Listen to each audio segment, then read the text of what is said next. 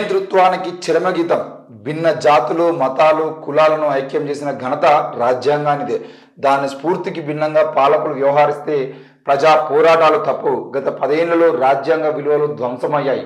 సామాజిక న్యాయమే లక్ష్యంగా ముందుకు సాగుతున్న ప్రజాప్రభుత్వం గణతంత్ర దినోత్సవ వేడుకల్లో గవర్నర్ తమిళసై సౌందరరాజన్ 10 ఏళ్ల నియంతృత్వానికి తెలంగాణ ప్రజలు చరమగీతం పాడారు. భిన్న జాతులు మతాలు కులాలను ఐక్యం చేసిన ఘనత భారత రాజ్యాంగానిది. అతిపెద్ద ప్రజాస్వామ్య దేశంగా ప్రపంచ మన్ననలు అందుకుంటూ 74 ఏళ్లుగా ఆ రాజ్యాంగ మార్గదర్శకత్వంలో ముందుకు సాగడం అనేది ప్రతి భారతీయుడు గర్వించదగ్గ విషయం. ఈ ఘనత రాజ్యాంగ నిర్మాతలకు ఈ దేశ ప్రజలకు దక్కుతుంది. దానికి భిన్నంగా పాలకులు వ్యవహరిస్తే ప్రజా పోరాటాలు తప్పు. గత 10 ఏళ్లలో రాష్ట్రంలో రాజ్యాంగ విలువలు ధ్వంసమయ్యాయి. నియంతృత్వానికి సమాధి కట్టి కొత్తగా ఏర్పాటైన ప్రజాప్రభుత్వం సామాజిక న్యాయమే లక్ష్యంగా ముందుకు సాగుతున్నది అని రాష్ట్ర గవర్నర్ డాక్టర్ తమిళిసై సౌందరరాజన్ అన్నారు. గణతంత్ర దినోత్సవం వేడుకలను పురస్కరించుకొని శుక్రవారం హైదరాబాద్ నాంపల్లిలోని పబ్లిక్ గార్డెన్స్లో జాతీయ జెండాను ఆమె ఆవిష్కరించారు. మొత్తానికి అయితే తెలంగాణ రాష్ట్రంలో గత 10 ఏళ్లుగా ప్రజాస్వామ్యం అనేది సరిగా లేదు. మరి రాజ్యాంగానికి వ్యతిరేకంగా రాజ్యాంగ విలువలను ధ్వంసం చేస్తూ పాలన కొనసాగింది. ఇప్పుడు ప్రజాపాలన ఏర్పాటైంది. ప్రజాపాలనలో తప్పకుండా రాజ్యాంగం కాపాడబడుతుంది అని చెప్పేసి అయితే ఆమె చెప్పడం జరిగింది. మొత్తానికి అయితే ఆమె ప్రజలను ఉద్దేశించి కొత్తగా ఏర్పడిన ప్రభుత్వం సమాజంలోని అన్ని వర్గాలకు స్వేచ్ఛ సామాజిక న్యాయం సమాన అవకాశాలు దక్కాలన్న లక్ష్యంతో పనిచేస్తుందని గవర్నర్ ఈ సందర్భంగా చెప్పారు. ప్రజలకు ఇచ్చిన హామీలను నెరవేర్చే కార్యాచరణ మొదలైందని తెలిపారు. గ్యారంటీలో 2 గ్యారంటీలు ఇప్పటికీ అమల్లోకి వచ్చాయి. మిగిలిన గ్యారంటీలను 100 రోజుల్లో అమలు చేసే దిశగా చర్యలు చేపట్టాం. లబ్ధిదారులను ఎంపిక చేసేందుకు డిసెంబర్ 28 నుంచి జనవరి 6 వరకు ప్రజల నుంచి దరఖాస్తులు కూడా స్వీకరించడం జరిగింది. మొత్తం 1,25,84,383 దరఖాస్తులు ప్రభుత్వానికి అందగా అందులో 5 గ్యారంటీలకు సంబంధించి 1,05,91,636 దరఖాస్తులు వచ్చాయి. ఇతర అభ్యర్థులకు సంబంధించి 19,92,747 దరఖాస్తులు అందాయి. వీటిని శాఖల వారీగా క్రోడీకరించి వాటి పరిష్కారానికి కార్యాచరణ ప్రణాళికకు ప్రభుత్వం తీసుకుంటుంది అని అయితే ఆమె చెప్పడం జరుగుతుంది. మొత్తానికి అయితే ఈమె మాట్లాడినటువంటి విషయంలో గవర్నర్ గారు మాట్లాడిన విషయంలో భిన్న జాతులు మతాలు కులాలను ఐక్యం చేసిన ఘనత రాజ్యాంగానిదే అని చెప్పేసి చెప్పడం జరిగింది. అయితే ఇక్కడ విషయం ఏంటి అని అంటే కేవలం రాష్ట్రం వరకు చూసుకున్నట్లయితే మనం ఏం చెప్పినా నడుస్తుంది. కానీ రాజ్యాంగాన్ని కాపాడాల్సిన బాధ్యత పూర్తి బాధ్యత కేంద్ర ప్రభుత్వం మీద ఉంటుంది.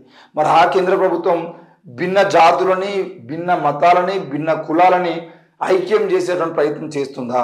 ఈరోజు దేశంలో ఎక్కడ చూసినా కూడా కులాల పేరుతో గొడవలు మతం పేరుతో గొడవలు జాతుల మధ్యలో తెగల మధ్య గొడవలు జరుగుతున్నటువంటి విషయాన్ని మనం చూస్తా ఉన్నాం.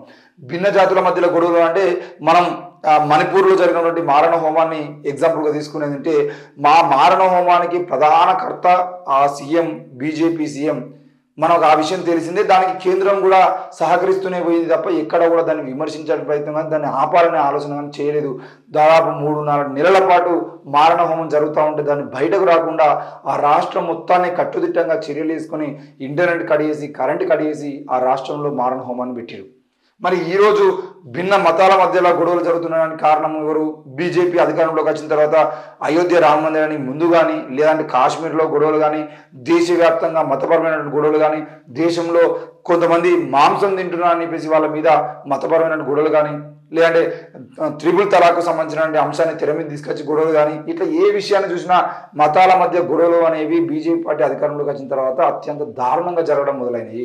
ఈరోజు కులాలను ఐక్యం చేసిన ఘనత రాజ్యాంగానిది అంటే కులాలను ఐక్యం చేసిన ఘనత రాజ్యాంగానిది అయినప్పటికీ కూడా ఈరోజు మతాలను ఐక్యం చేసిన ఘనత రాజ్యాంగానికి అయినప్పటికీ కూడా ఆ మతాలని కులాలని వేరు చేస్తూ ఎవరికి వారుగా విభజించి పాలించు అన్నట్టుగా మొత్తం కులాలన్నింటినీ ఏకదాటి మీద తీసుకురావాల్సినటువంటి కులాలను ఐక్యం చేసి ఆ కులాలన్నింటినీ ఏకదాటి మీద తీసుకొచ్చి వాళ్ళందరినీ భారత రాజ్యాంగం ప్రకారం మనందరం బీసీలము మనందరం ఎస్సీలము మనందరం ఎస్టీలము మరి మనందరం ఓసీలము ఈ 4 కులాలే ఉన్నాయి అని చెప్పేసి ఒకదాని మీద తీసుకొచ్చడం ప్రయత్నం చేయకుండా మళ్ళీ అందులో ఉన్నటువంటి కులాలన్నింటినీ వేరు చేస్తూ మీకు మాకు సంబంధం లేదు మాది ఒక సంబంధం లేదు శాలల్లోకి మంగళంలోకి సంబంధం లేదు మంగళంలోకి సాగరంలోకి సంబంధం లేదు ఎవరికి వారే అని చెప్పేసి ఈరోజు అన్నిట్లలో కూడా కులాలను వేరు చేస్తున్న సంస్కృతి కనబడతా ఉంది.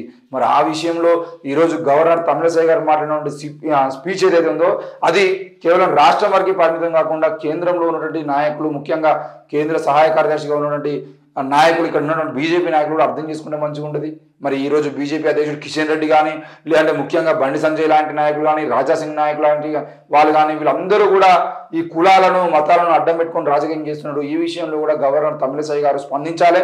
ఎప్పుడు కూడా ఈ రాష్ట్రంలో కులం పేరుతో మతం పేరుతో దాడులు జరుగుతూ వాటిని అడ్డుకునేటువంటి ప్రయత్నం కూడా ఒక గవర్నర్గా ఆమె చేస్తే ఆమె మాట్లాడిన మాటలకు విలువ ఉంటుందని చెప్పేసి కూడా మేము కోరుతా ఉన్నాం.